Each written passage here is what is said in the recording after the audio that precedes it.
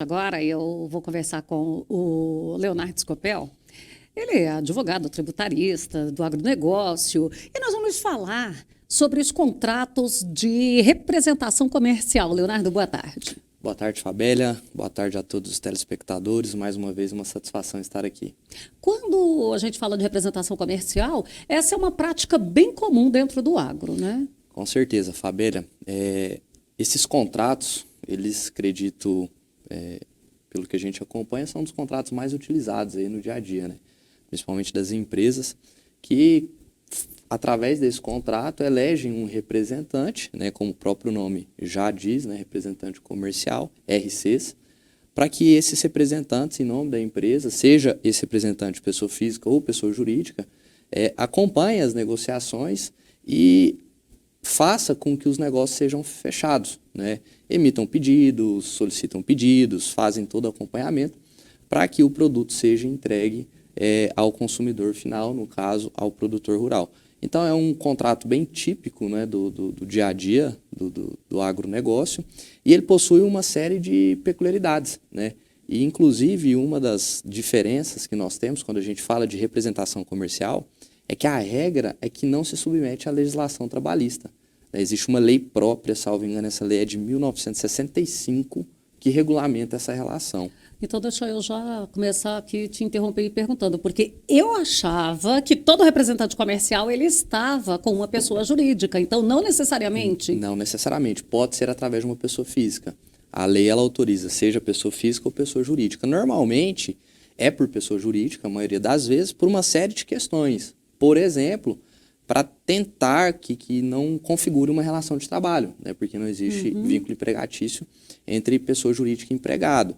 E, além disso, uma das diferenças pelo fato de não submeter-se, em regra, à legislação trabalhista, é que o representante comercial ele não tem direito, por exemplo, a férias, 13º, FGTS e etc. Ele não tem horário de trabalho. Não tem horário de trabalho, não tem a subordinação, né, ou pelo menos pelo contrato não deveria ter essa subordinação. Porém, tem alguns outros direitos que pela relação trabalhista não teria. Justamente para compensar um pouco isso, surgem esses direitos para o representante comercial. O que acontece, Fabélia?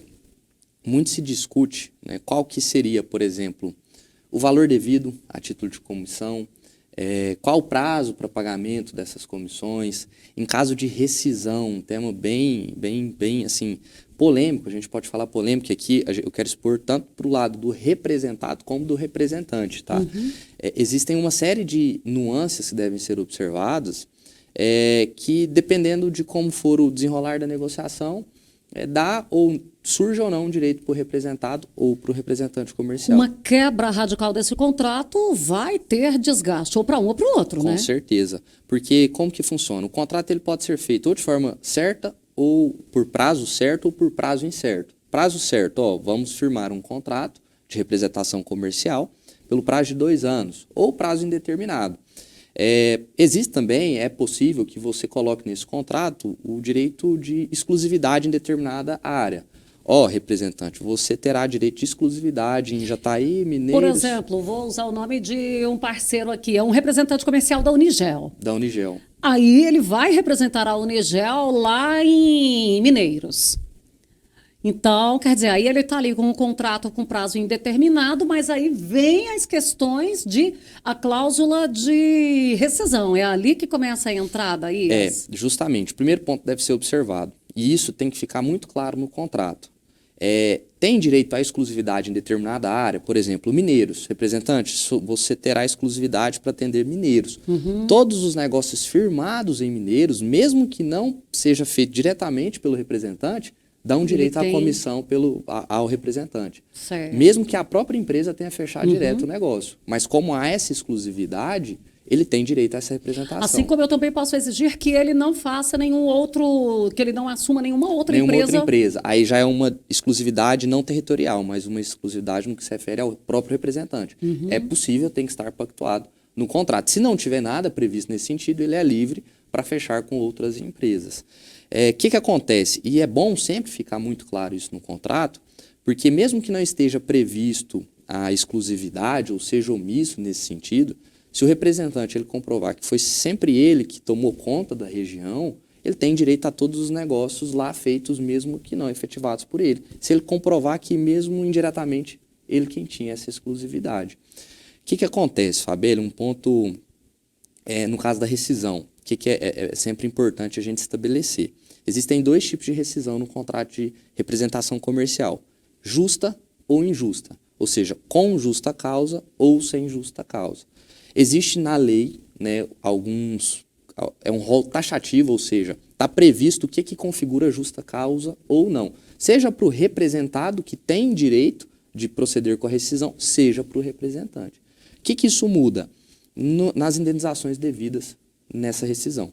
Por exemplo, se foi uma rescisão que partiu do representado da empresa sem justa causa, duas situações podem surgir. Se for um contrato por prazo determinado, prazo certo, ou seja, firmou o contrato pelo prazo de 1 ano, prazo certo, houve a rescisão sem justa causa por parte do representado, o representante tem direito a uma indenização, ele vai oferir a média do que recebeu durante esse período de execução do contrato. Então, deu a média lá, por exemplo, mensal de R$300 mil, mensal de comissão. Ele vai pegar esses R$300 mil e multiplicar pela metade do prazo contratual. O contrato é de 1 ano, metade 6 meses. Vamos imaginar aí, do contrato total, não é do que falta, não. Não, contrato total. Então, 6 meses, metade de 1 ano, 6 meses. 6 meses vezes R$300 mil seria o valor a título de indenização. Se for por prazo indeterminado, já é diferente. O contrato por prazo indeterminado. Não houve justa causa por parte do representado. Houve a rescisão. Essa indenização ela é de, no mínimo, por prazo indeterminado, 1/12. Como assim? Soma-se tudo o que ele oferiu durante o tempo de contrato. Tem 3 anos já de execução de contrato, ele recebeu lá 5 milhões de comissão. Divide por 12, e 1/12 desse valor é o valor que ele tem a título de comissão. Ou seja, já é uma Você forma chegou ali, de cálculo. vamos imaginar assim, deu ali, se dividisse aquilo ali por 12, deu 500 mil, ele vai ter direito em 500 mil de indenização. Justamente. Dividido por 12. Daquele total. Daquele total, ele tem 1/12. Além disso, além dessa indenização, ele tem direito ao aviso prévio, que daí seria um aviso prévio parecido com o da legislação trabalhista. Isso no contrato por prazo indeterminado. Ou seja, houve a rescisão sem justa causa. Você tem direito a esse 1/12. Além disso, tem direito ao aviso prévio de 30 dias ou, se ele já foi dispensado de imediato, ele tem direito a receber 1/3 da média oferida nos últimos 3 meses. Então, são 2 indenizações, a de 1/12 mais 1/3 da média oferida nos últimos 3 meses. Isso. Que vamos dizer assim, vai dar 1 mês de salário dele mês ali, de salário. só que não fixado, porque tem que ver como é A a comissão. média, justamente. Então tem que fazer esse levantamento. E é bom, Fabíola, a gente chamar a atenção que esse 1/3 é devido tanto se a rescisão injusta partir do representado, como do representante. Se é um contrato por prazo indeterminado e o representante ele rescinde abandona esse contrato sem justa causa, ele tem que ou que cumprir o aviso prévio, não, ele tem o direito de cumprir o aviso prévio, os 30 dias não vão cumprir, então ele tem que pagar 1/3 do que ele oferiu nos últimos 3 meses. Bom, já meio-dia e 29, a gente vai ter que encerrar esse assunto aqui. O melhor mesmo é que esse contrato, de qualquer lado, tenha uma boa assessoria jurídica, não é isso, Leonardo? Com certeza, Fabíola, como você bem reiterou, para ambos os lados, né? Tem uma série de peculiaridades que a legislação traz em relação a prazo de pagamento, forma de pagamento. Eu quero voltar a falar sobre isso, ainda para a gente falar dos impostos devidos. Impostos devidos, a gente acompanha alguns casos em que há dedução desses impostos. Por exemplo, se o comprador desistir da compra, como que fica a comissão? Se tem direito ou não a comissão? Se a comissão ela conta com o pedido fechado ou com pagamento efetivado. Então, assim, existe uma série de nuances que devem ser observadas e, com certeza, com uma assessoria especializada, os riscos para ambas as partes serão menores.